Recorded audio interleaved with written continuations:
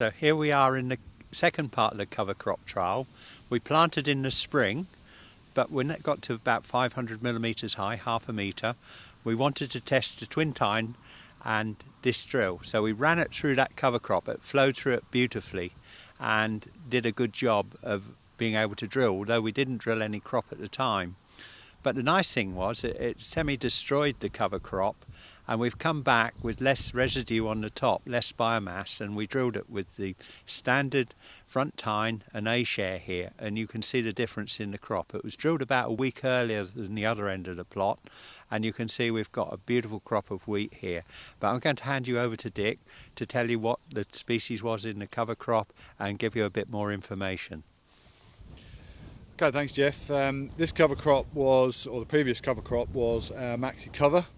So it's an 8 species mix, so it's got daikon radish, fodder radish, linseed, mustard, phacelia, buckwheat, and clover, crimson clover in it. As Jeff said, we knocked the cover crop around when it was about half a metre high, drilled in April. So we were towards the end of June when we were stood in here testing the new drill, and we really knocked this cover crop around, pulled a lot of the plants out of the ground, laid it flat to the floor, and looking at it you really wouldn't think the cover crop would come back from that very much. However, it did, gently grew back, but as Jeff said, what that gave us was a really manageable level of residue to drill into come October, and you know the result is that the drill has flowed through this beautifully. The soil was in lovely condition because it's still got actively growing plants, roots in it, so the soil was in lovely condition. It's drilled a treat, and the crop now looks really well. Because the cover crop recovered, and you know some of the plants actually did run a little bit to seed, particularly the buckwheat, which is one of the most dominant growing plants within these mixtures. So we've got some buckwheat seed. It's just going down a bit, Jeff. We've got some buckwheat growing in amongst this wheat. We've got phacelia growing in here as well. Various other little bits and pieces. We can look at that as if it's a negative, but I would tend to look at it as a positive, because what we've got in here is effectively companion planting.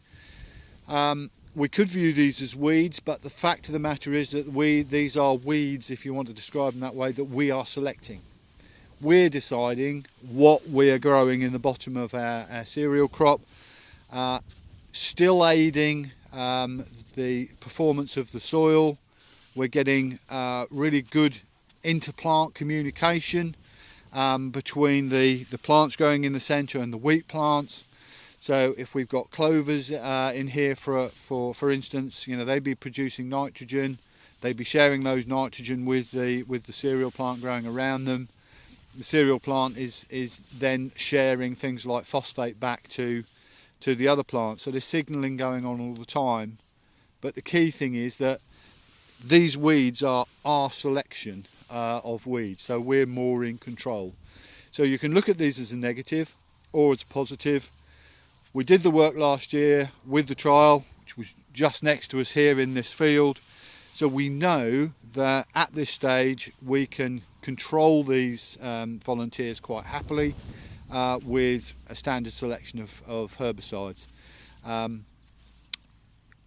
As with a lot of weeds in cereals this year, this crop is now approaching 39. It's at 37 to 39 in some cases. So an average of about 38. So we're getting close to our cut-off growth stages for herbicide use. But typical of this year, with the rains coming so late, we have seen a very late germination of weeds. But in here we know exactly what to select to take these out and do a good job without harming our crop. So I would view these as a positive in that we're in control of these, rather than being a random selection of weeds.